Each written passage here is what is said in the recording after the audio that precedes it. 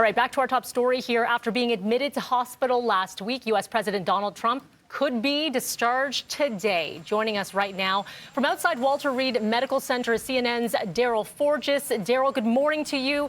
We've been watching President Trump's Twitter feed all morning and seeing over a dozen tweets, so he is up and at it. What do we know so far?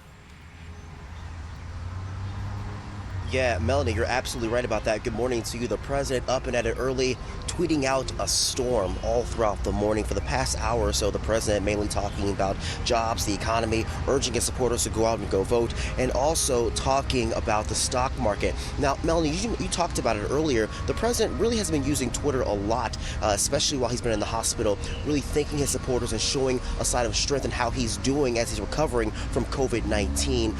But the big question still is, what is his condition? We've heard several different mixed things when it comes to what the White House physician said on Saturday when it comes to dismissing claims that the president needed some oxygen support after some low oxygen levels. And then the physician turned around on Sunday and said, yes, the president did need some oxygen support.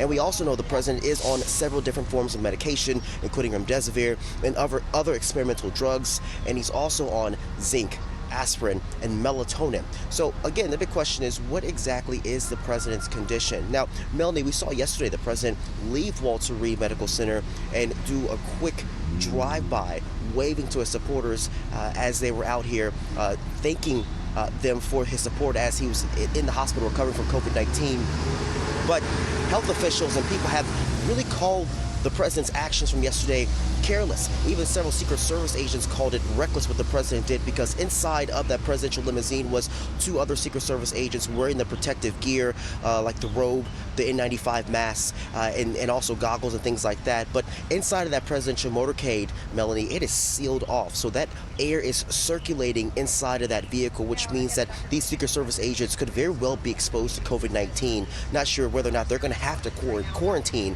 from doing that from yesterday. So at this point, a lot of people are calling what the president did yesterday careless. Also, some questions still remain when it comes to his condition, because even people within Congress have not been briefed on the president's health condition as we speak. So when it comes to this situation, it's still up in the air, Melanie, even though there's a possibility the president could very well be discharged today. Well, I'm wondering, you alluded to it there, if any of his members of Secret Service, if they will be tested as a precaution. Yeah, that's right. A number of Secret Service agents will be tested. We've also seen several Secret Service agents test positive for COVID-19. Some former Secret Service agents, Melanie, say that what the president did was reckless and careless, and in fact that he's put not only the Secret Service lives at risk, but also the families of the Secret Service members lives at risk as well. So not only does this have an impact on his security detail, but also Secret Service does several different things within Washington. A lot of people within the Academy of the Secret Service also tested positive for COVID-19. So as you can imagine, the Secret Service, Melanie, right now is going through a lot of changes, trying to figure out exactly what they can do, as a lot of their members are currently trying to quarantine or have also already tested positive for the virus. Darryl, outside of Walter Reed Medical Center, are you still seeing, we're looking at some of the visuals from yesterday when the motorcade went by, but are you still seeing crowds, people stopping, gathering, waiting outside?